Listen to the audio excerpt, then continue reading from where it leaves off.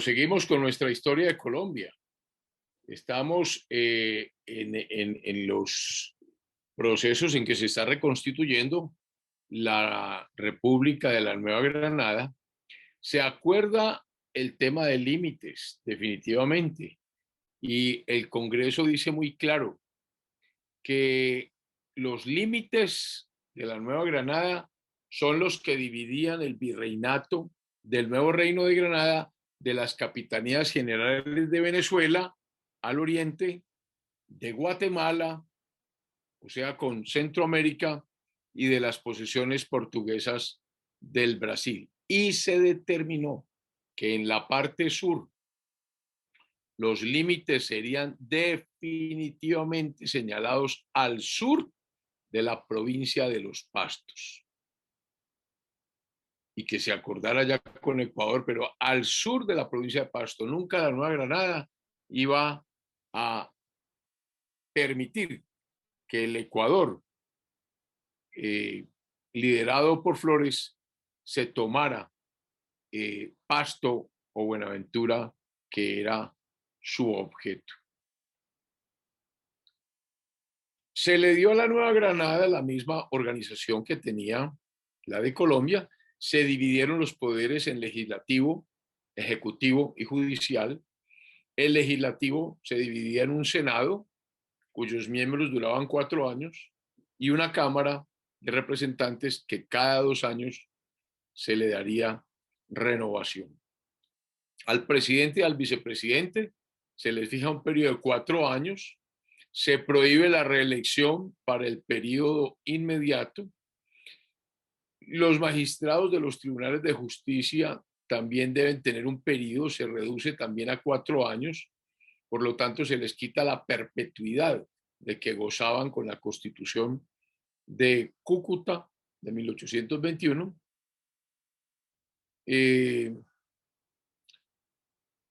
Dice José Manuel Restrepo que los redactores de este proyecto de constitución se aprovecharon poco de lo bueno que tenían las constituciones colombianas de 1821, la de Cúcuta y el Congreso Admirable de 1830, y que eso fue un desacierto.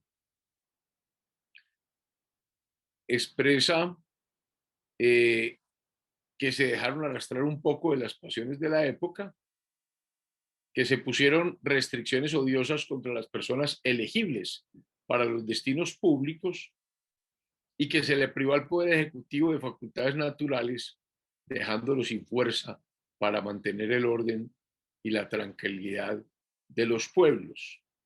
En fin, que en esta Constitución se perdieron mucho en detalles reglamentarios ajenos de una Constitución, por lo que resultó ser una obra imperfecta. El partido exaltado, que eran estos liberales más molestos, más jóvenes, llevaban adelante 2 proyectos que tenían pendientes en la convención. ¿Cuál era el primero?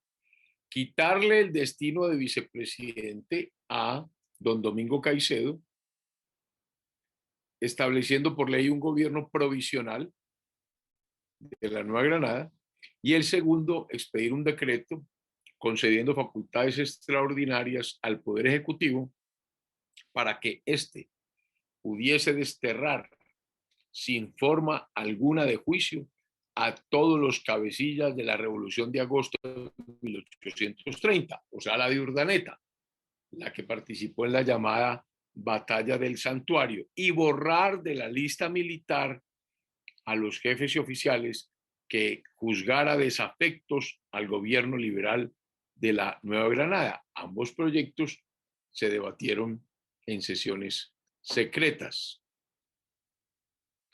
Con el fin de frustrar esos 2 proyectos, por lo menos en parte,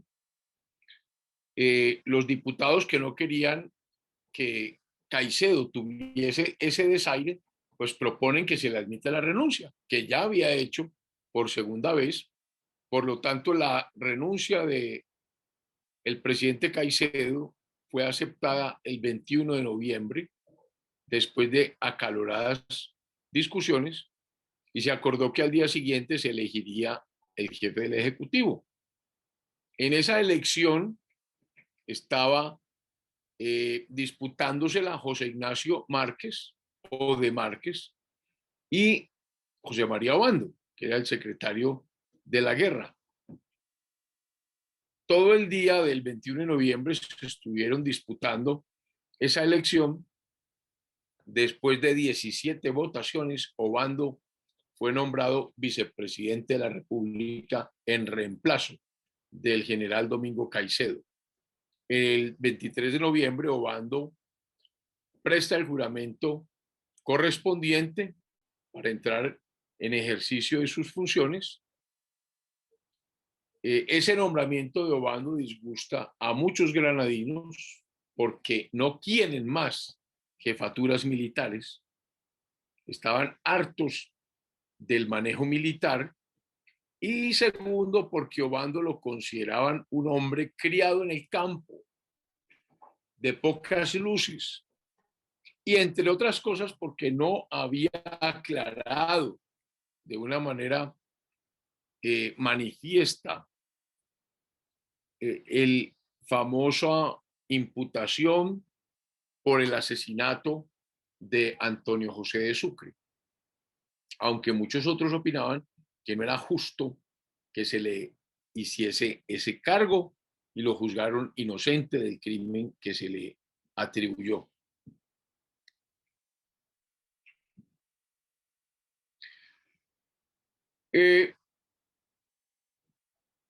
Los exaltados liberales habían elegido definitivamente a Obando después de una resistencia de parte del Partido Moderado.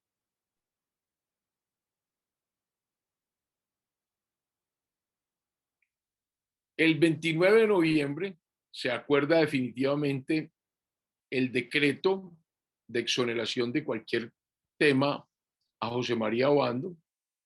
Se dice que los exaltados arrancaron ese voto por cansancio del Partido Moderado, por votaciones que eran casi siempre de 20 contra 28. ¿Quiénes capitaneaban a los moderados liberales? Márquez, José Ignacio de Márquez. ¿Quién capitaneaba a los exaltados? El doctor Vicente Azuero. ¿Qué estaban disputándose? El famoso castigo y el que se borrase de la lista militar a todos los jefes y oficiales que hicieron la revolución de 1830. Es decir, se estaba desconociendo el convenio de Apulo que se había hecho entre Urdaneta y Caicedo. Como ya Caicedo está fuera del poder, Márquez consideraba que esas medidas eran injustas, extemporáneas, innecesarias, perjudiciales, que afectarían el estado de tranquilidad de la República, y otras personas atacaban la medida como una contradicción manifiesta del partido que exclusivamente se atribuía la liberalidad de principios. Siempre el partido exaltado declamaba siempre contra las facultades extraordinarias y los procedimientos arbitrarios, pero ya con un poco de poder como que se le olvidaron estas cosas, pidiendo venganza de sus enemigos políticos bajo el pretexto de asegurar la tranquilidad pública. Obando, sin embargo, hizo la lista como secretario de la guerra, se creyó autorizado por el Poder Ejecutivo, e incluyó en esa lista para proscribir los 17 generales, 49 coroneles, 52 comandantes, 158 oficiales subalternos del ejército. Todos ellos entonces salen borrados de la lista militar granadina y salen 230 militares expulsados de la Nueva Granada. Luego de acordar la convención, ese decreto que viola el convenio de Apulo, se ocupa la convención de la organización de un gobierno provisional para poder ir a elecciones. Ya no se opusieron los amigos del general Caicedo, como lo habían hecho antes. Se expide un decreto legislativo estableciendo una nueva administración bajo el título de Gobierno de la Nueva Granada, el que debía observar la Constitución de 1830. Se previno que en las inscripciones y sellos oficiales del nuevo Estado de la Nueva Granada se pusiera Colombia, Estado de la Nueva Granada, lo que indicaba el pensamiento de conservar el nombre glorioso de Colombia bajo la Unión Federativa de los tres estados. Eso se pensaba, que cada uno fuera un estado independiente, pero que se lograra hacer una federación. Por eso se conservó el nombre de Colombia, Estado de la Nueva Granada, para este sector de lo que se llamaba la Nueva Granada. El ministro inglés Turner no llevó a efecto sus amenazas de que desconocería el gobierno si no era colombiano o si se limitaba a ser granadino. Dice José Manuel Restrepo que fue una lástima que no nos hubiera desconocido y que no caducase el ominoso tratado con la Gran Bretaña, aquel del famoso empréstito de Francisco Antonio Sea y de un señor Montoya y Arrubla, y que Colombia definitivamente aceptó ese acuerdo inconsideradamente y a perpetuidad. José Manuel Restrepo dice que si hubiese desconocido, si Inglaterra hubiese desconocido a la Nueva Granada, pues no hubiéramos tenido que pagar, no estábamos obligados a pagar eso porque eso fue un empréstito tomado bajo el concepto de la Gran Colombia. Por el mismo tiempo, recordemos que se estaba discutiendo bastante acaloradamente el tema del departamento del Cauca. Los habitantes pedían al gobierno del Ecuador que los dejara en libertad para decidir su suerte. Recordemos que el Cauca se separó ante el golpe de Urdaneta, pero ya Urdaneta había sido, era historia por el Tratado del Convenio de Apulo. Flores, Juan José, responden que la provincia del Chocó y Popayán sí tenían la libertad de irse con la Nueva Granada, pero que la de Pasto y Buenaventura no, que esas dos provincias estaban agregadas definitivamente al Ecuador. Y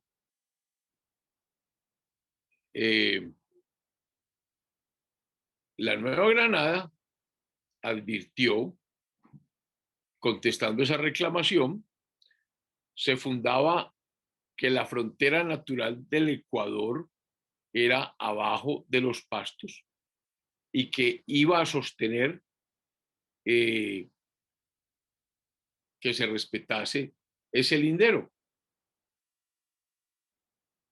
Flores se apoyaba en el gobierno del Perú, porque el Perú se había apresurado a reconocer al Ecuador sin alianza alguna.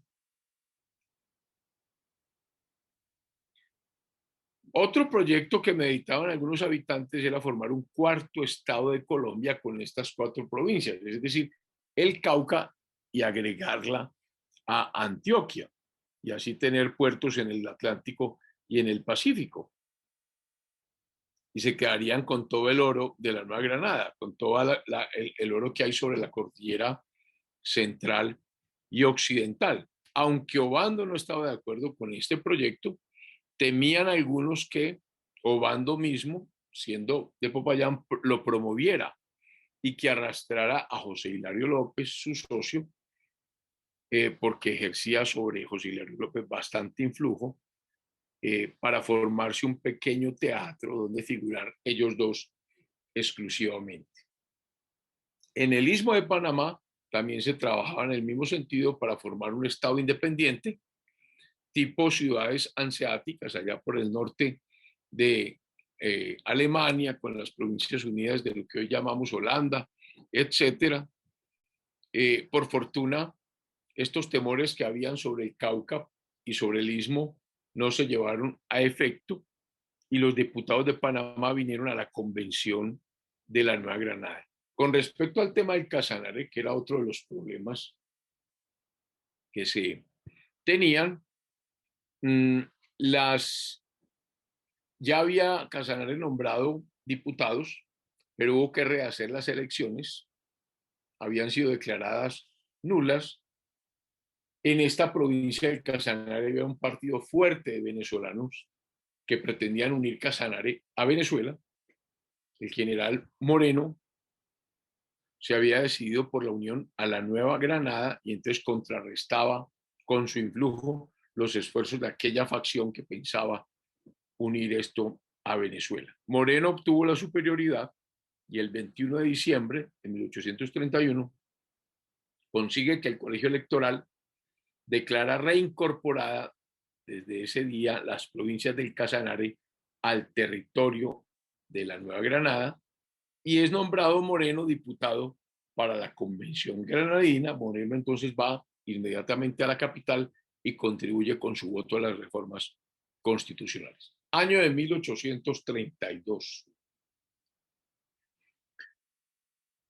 Ante las amenazas de Flores desde el Ecuador y de las tropas que éste tenía en Pasto, iniciándose el pronunciamiento del Cauca por la autoridad militar de José Hilario López, los pueblos del Cauca siguen a López, o sea, empiezan a enfrentarse a Flores.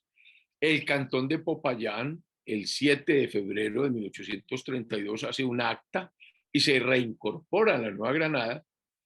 Por lo tanto, entra a ejercer sus destinos el gobernador de la provincia de Popayán.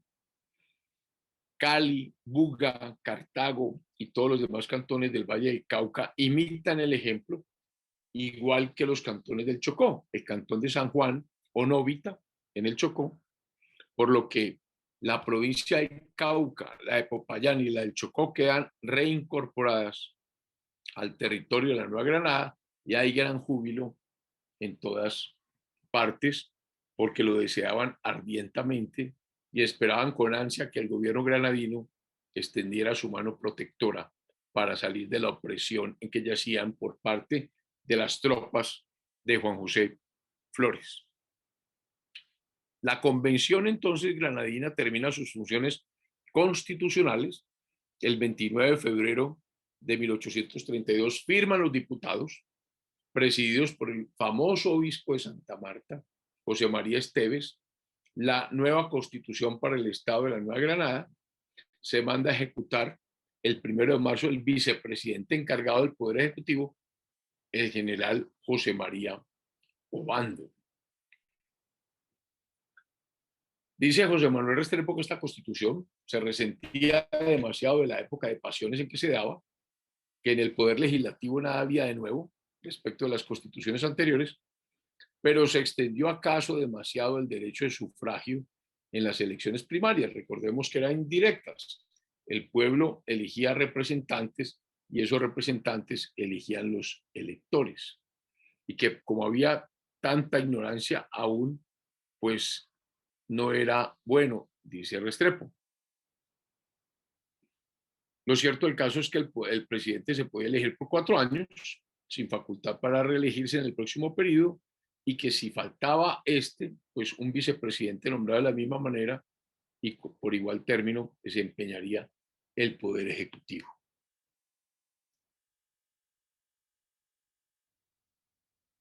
Para las provincias se establecen gobernadores, cámaras provinciales.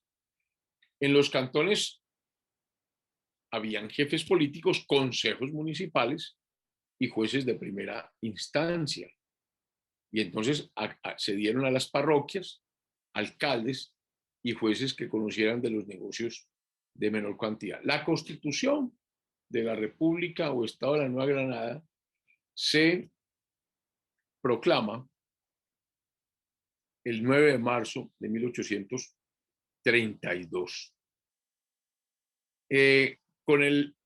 Una vez sancionada, se procede a elegir los altos cargos y desde el primer escrutinio resulta nombrado presidente de la República por 4 años al general Francisco de Paula Santander, 1832. Recordemos que llevaba 4 años fuera del país desde la conspiración septembrina de 1828. Entonces, se nombra a Santander presidente. La de vicepresidente fue más discutida, más disputada. ¿Entre quienes? El general José María Obando, candidato del Partido Exaltado, y el doctor José Ignacio Márquez, candidato de un partido más moderado y que no quería ser gobernado por solo generales. Estaba Obando, estaba Santander, había gobernado Caicedo, le habían quitado el poder a Urdaneta. Ya era hora, pues, de que los civiles como Márquez tomaran el control. Como Santander estaba ausente, aunque ya había sido elegido presidente, porque estaba en Estados Unidos, ya envía para la Nueva Granada, entonces la convención previno a Márquez que concurriera al día siguiente, 10 de marzo de 1832, para que se posesione como presidente encargado. Se verifica la posesión de Márquez el 10 de marzo con todas las solemnidades acostumbradas. Obando, derrotado por Márquez, acepta la Secretaría de Guerra y Marina y fue nombrado como secretario de Guerra y Marina. O sea, miren que Obando tiene mucho poder todavía, maneja el ejército. Santander acepta la presidencia de Nueva York y comienza el regreso al país. Llega a Santa Marta en julio de 1832, fue a Cartagena, y ahí sube por el río Magdalena, pasa a Ocaña, luego a Cúcuta y finalmente se encamina a Bogotá. Fue bien acogido a su paso por todos los pueblos. El 7 de octubre de 1832 toma posesión de la primera magistratura ante el Consejo de Estado. Su discurso y sus proclamas fue de conciliación. Expuso que gobernaría con la Constitución y las leyes, siempre fue calificado como el hombre de las leyes, y manifestó que dirigiría su esfuerzo a hacer cesar los odios de los partidos y a consolidar las instituciones, y solicitaba el concurso de todos para restablecer el orden y la libertad bajo el amparo de la ley. Desde antes de que se disolviera la convención, se había comunicado el gobierno granadino al de Venezuela las bases acordadas en 15 de marzo para la proyectada reorganización de Colombia.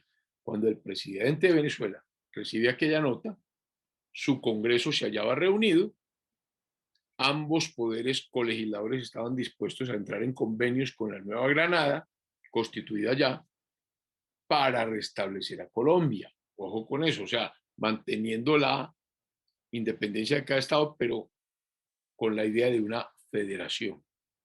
Entonces el Congreso venezolano acuerda el 29 de abril una ley por la cual reconocía a los estados de la Nueva Granada y del Ecuador en sus nuevas constituciones políticas, y decreta que el 1 de noviembre de 1832 marcharían a Bogotá 2 comisionados elegidos por el Congreso para tratar con la Nueva Granada y con el Ecuador acerca de preliminares de los nuevos vínculos de unión, el federalismo, proponiendo bases de una convención colombiana para establecer esos pactos de federación. En principio, pues, la Nueva Granada y Venezuela estaban de acuerdo en las bases y actos preliminares para una confederación. Pero la Nueva Granada no había reconocido al Ecuador, cuyos 3 departamentos habían sido parte integrante del virreinato de la Nueva Granada. Esta discusión sobre los límites relacionados con el Cauca impidieron ese reconocimiento del Estado por parte de la Nueva Granada. Finalmente hay un acuerdo con el Ecuador, el Cauca definitivamente regresa a la Nueva Granada, parecía entonces restablecida la paz entre Ecuador y la Nueva Granada, mutuamente se reconocen su independencia y soberanía nacional, pues ya se habían removido todos los obstáculos Pero pasa algo en Venezuela. O sea, es increíble cómo las opiniones cambian de parecer al vaivén de los acontecimientos. Porque aunque el Congreso de Venezuela había elegido para comisionados a Gallegos y a Caraballo, ninguno quiso admitir su destino. El Ejecutivo venezolano los reemplaza con otros y tampoco admitieron. Y lo mismo hicieron otras personas escogidos sucesivamente. ¿Qué pasó? Que la opinión pública había cambiado en Venezuela. Es decir, la mayor parte de los que componían el gobierno de Venezuela no querían saber nada de ninguna federación con los demás estados colombianos, ni con la Nueva Granada, ni con el Ecuador. Y la opinión pública tampoco. Ese fue el dictamen de muchos ciudadanos y también en el dictamen, perdón, de muchos ciudadanos en la Nueva Granada, que veían con claridad males mayores que bienes en esa confederación proyectada. Por lo tanto, a todos les parecía mejor la separación de Venezuela, de la Nueva Granada y del Ecuador, una independencia absoluta en todos los ramos, sin contraer ningún vínculo laxo de federación. En su concepto, esa federación solo serviría para impedir que se hiciera oportunamente el bien y se podía prestar para la guerra. Y se advertía, ¿de qué sirve constituir un gobierno general, es decir, la federación? ¿De qué podría, cómo podría hacerse obedecer por tres estados tan fuertes y tan independientes que se confederaban? De nada. Por lo tanto, era preciso dividirlos definitivamente.